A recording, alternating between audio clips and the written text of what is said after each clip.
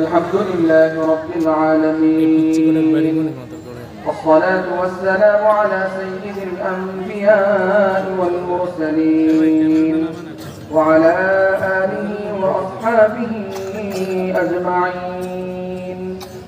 أما بعد، فإن أصدق الحديث كتاب الله، وأحسن الهدي هدي محمد صلى الله عليه وسلم، وخير الأمور عوازمها، وشر الأمور محدثاتها، وكل محدثة بدعة، وكل بدعة ضلالة، وكل ضلالة في النار.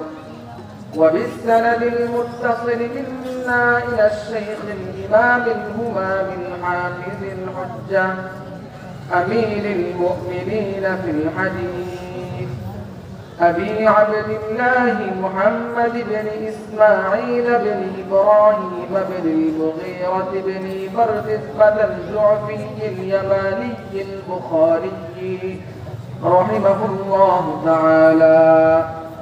اللهم انفعنا بعلومه وعلومهم، آمين يا رب العالمين.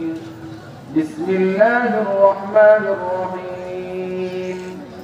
باب قول الله عز وجل: ونضع الموازين القسط ليوم القيامة وأن أعمال بني آدم وقولهم توزن. وقال مجاهد: القسطاس العدل بالرومية، ويقال القسط مصدر المقسط وهو العادل، وأما القاسط فهو الجائر. وبه قال حدثنا أحمد بن أشكاب قال حدثنا محمد بن فضيل عن عمارة بن القعقاع عن أبي زرعة عن أبي هريرة رضي الله تعالى عنه وعنهم قال: قال النبي صلى الله عليه وسلم: كلمتان حبيبتان إلى الرحمن، خفيفتان على اللسان، ثقيلتان في الميزان، سبحان الله وبحمده، سبحان الله العظيم. المرسلين محمد بن عبد الله وعلى آله وصحبه أجمعين. أما بعد، أعوذ بالله من الشيطان الرجيم. بسم الله الرحمن الرحيم. يرفع الله الذين آمنوا منكم والذين أوتوا العلم درجات.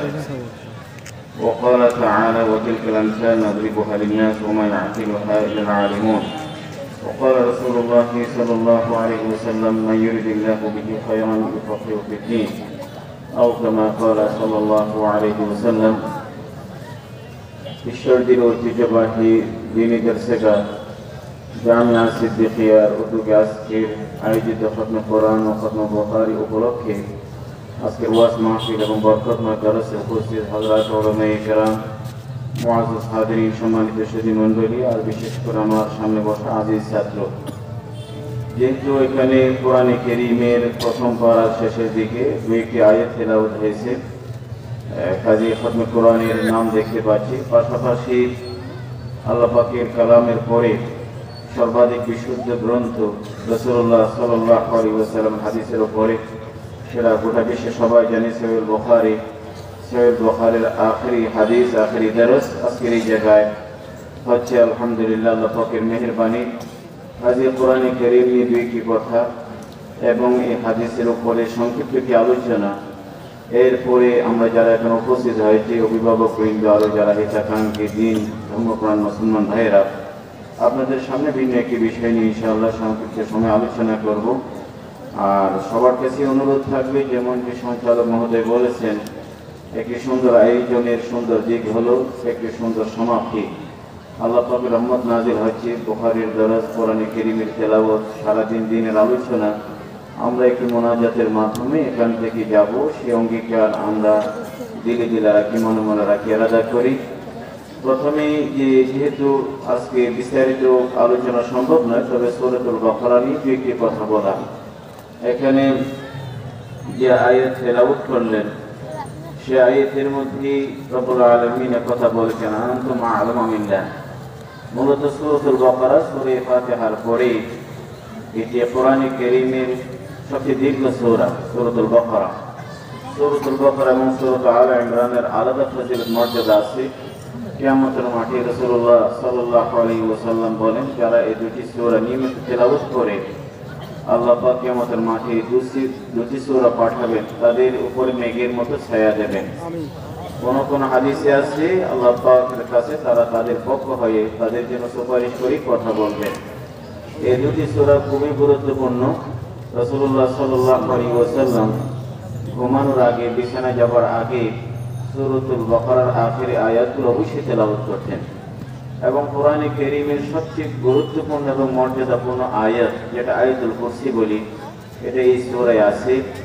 সূরাতুল বাকারার খোলাসা বা সারসংক্ষেপ হলো, যেহেতু বিস্তারিত তাফসীর সম্ভব নয়, রব্বুল আলামিন সূরাতুল বাকারায় আদম এবং যে আদম আলাইহিস সালামের সৃষ্টি, ফেরেশতাদের কাছে সে বিষয়টি উপস্থাপন করা, ফেরেশতাদের আপত্তি বা অভিযোগ, এরপর রব্বুল আলামিনের পক্ষ থেকে জবাব, এই ঘটনাগুলো সূরাতুল বাকারায় আসছে।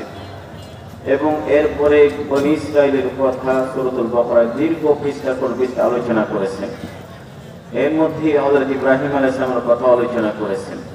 আমাদের সামনে আল্লাহ পাক তিনটি দৃষ্টান্ত নিয়ে আসলেন। শয়তানের কথা সেখানে বলা হয়েছে,